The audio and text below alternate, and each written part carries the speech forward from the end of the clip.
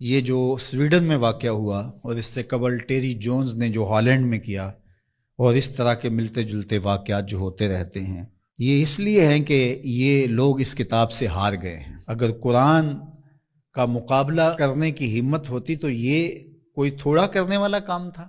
آزادی اظہار کی بات کرنے والے، بات بات پہ ڈائیلاگ مکالمے کی بات کرنے والے اس سطحیت پہ کیوں اتر آئے؟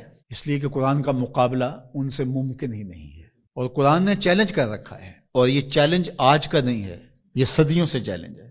چیلنج یہ نہیں کیا گیا کہ بڑی صورت لے کر آؤ، 3 آیات پر مشتمل ایک صورت ہی لے آؤ، نہیں لا سکے۔ تیرے سامنے یوں دبے لچے فصحا عرب کے بڑے بڑے، کوئی جانے کے منہ میں زبان نہیں بلکہ جسم میں جان نہیں۔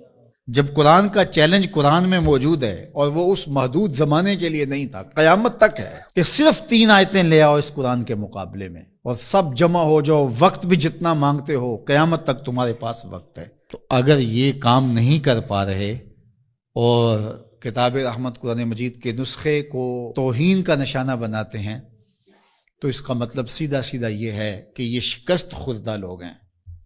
یہ جو مکالمے کی اور ڈائیلاگ کی بات کرتے ہیں، یہ صرف زبان سے اور منہ سے کرتے ہیں۔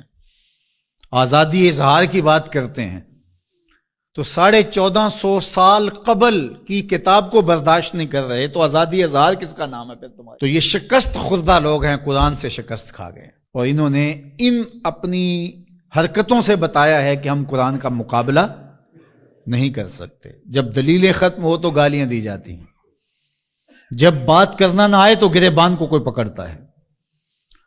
تو قرآن مجید کے ساتھ اہانت امیز سلوک اس بات کی دلیل ہے کہ آج دنیا قرآن کا مقابلہ کرنے سے قاصر ہے، جس طرح ماضی میں قاصر تھی، اور قیامت تک اس کا معاوضہ ممکن نہیں ہے۔ اور جب معاوضہ ممکن نہیں ہوگا تو اوچی ہتھ کنڈے ہوں گے، اور اس طرح کی نیچ حرکتیں ہوں گی۔ لوگوں نے لوگوں کے ساتھ لڑائیاں کیا، بھلا کسی نے کتابوں کو بھی جلایا ہے، کسی نے کتابوں کی بھی بے حرمتی کی ہے، کبھی ایسا بھی ہوا ہے؟ اور آج جو مغرب کے قصیدے پڑھتے پھرتے ہیں، یہ ان مکروہ چہروں کو دیکھیں۔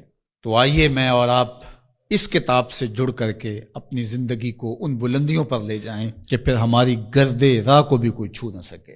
لیکن افسوس یہ کہ یہ چیزیں ہمیں بیدار کرنے کی بجائے، یہ چیزیں ہمیں کھڑا کرنے کی بجائے، کتاب کے ساتھ جوڑنے کی بجائے، الٹا جو ہے وہ ہمارا غیظ و غضب اپنے اوپر ہی برستا ہے، اور پھر ہم جو ہے وہ دوبارہ وہیں بیٹھ جاتے ہیں جہاں ہم تھے، اور 1 انچ بھی آگے بڑھنے کے ہم کوشش نہیں کرتے۔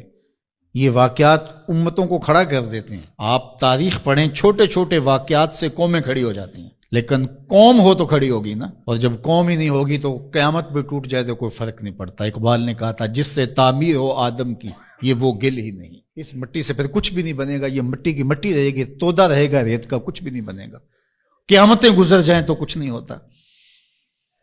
تو یہ چیزیں امت کو کھڑی کر دیں، اور کتاب رحمت کے ساتھ ہم جو ہے وہ جڑ جائیں، اور اس طرح جڑیں کہ ہمارا اوڑھنا بچھونا اس کتاب کی تعلیمات کے نتیجے میں ہو، اور پھر دیکھنا کہ دنیا تسخیر کرنے کا راستہ یہیں سے نکلے گا۔ اللہ جل شانہ ہمیں ہمت عطا فرمائے۔ اگرچہ ہمارا دل بہت دکھا ہے اس معاملے کے اندر، اور اس وقت پے در پے ایسے واقعات ہوتے ہیں کہ ہمارا دل زخمی ہوتا ہے، لیکن ہم اس کا کیا کر سکتے ہیں جب تک ہمارے پاس قوت نہیں ہوگی، شوکت اور حشمت نہیں ہوگی۔ مغلوب قومیں سوائے پیچ و تاب کے اور کیا کر سکتی ہیں؟ غالب قومیں جو ہیں وہ فیصلے کرتی ہیں، اور فیصلے ہی نتیجہ خیز ہوتے ہیں۔ تو جب تک ہم قوم نہیں بنیں گے، امت نہیں بنیں گے، اس وقت جو ہے وہ ہم اسی صورتحال میں رہیں گے، اور ہمارا وجود جس طرح زخمی ہے، تشتت کی وجہ سے جسم زخمی ہے امت کا، کہ ہم 72-73 گروہوں میں بٹے ہوئے ہیں، اور دشمن اس پہ بہت خوش ہے، اس لیے کہ اس سے اس کو فائدہ پہنچ رہا ہے، اور ہم آپس میں الجھ کر کے اپنی طاقت کو ایک دوسرے کے اوپر ضائع کر رہے ہیں۔ دوسری جانب ہم جغرافیائی تقسیمات پر یقین اس قدر پختہ رکھ لیا ہے، جو ایک مغرب کی سازش تھی۔ جب سلطنت عثمانیہ ٹوٹی تھی، عرب ممالک کو ٹکڑیوں میں بانٹ دیا گیا، اور باقی ممالک کو جو ایک وحدت تھی امت کی، اس کو تقسیم کر دیا گیا، اور یورپ یونین 27 ممالک کے اوپر خلافت سے تصور دے کے دوبارہ جڑ جاتے ہیں۔ وہ بکھرے ہوئے جڑ کر کے اپنا مشترکہ دفاع، مشترکہ کرنسی اور یہ ساری چیزیں بنا کے تو وہ باقاعدہ 27 ملک جڑ جاتے ہیں، 50 ریاستیں امریکہ کی ہیں جو جڑی ہوئی ہے اور ایک وحدت ہے. تو امت مسلمہ کو ٹکڑے ٹکڑے کر دیا. اور آج دیکھیے کہ ان ملکوں کی باہم لڑائی سے شام کا کیا حال ہو رہا ہے اور یمن کا کیا حال ہو رہا ہے. بلکتے ہوئے یتیموں کے آنسو پوچھنے والا کوئی نہیں ہے، سب کو اپنے مفادات سے غرض ہے. اور یہ امت اس وقت جس طرح زخم خوردہ ہے اور جس اذیت میں مبتلا ہے، کیا کہا جائے اور کیا بولا جائے. ہمارا دیش تو اسلام تھا، چاہے کسی بھی خطے میں رہنے والے ہوں، کسی بھی گوشے کے بسنے والے ہوں، لیکن ہماری شناخت علاقے بن گئے، جغرافیہ بن گیا، جبکہ ہماری شناخت علاقے اور جغرافیہ نہیں تھا، ہماری شناخت دین تھا. ہم سب سے پہلے مسلمان تھے.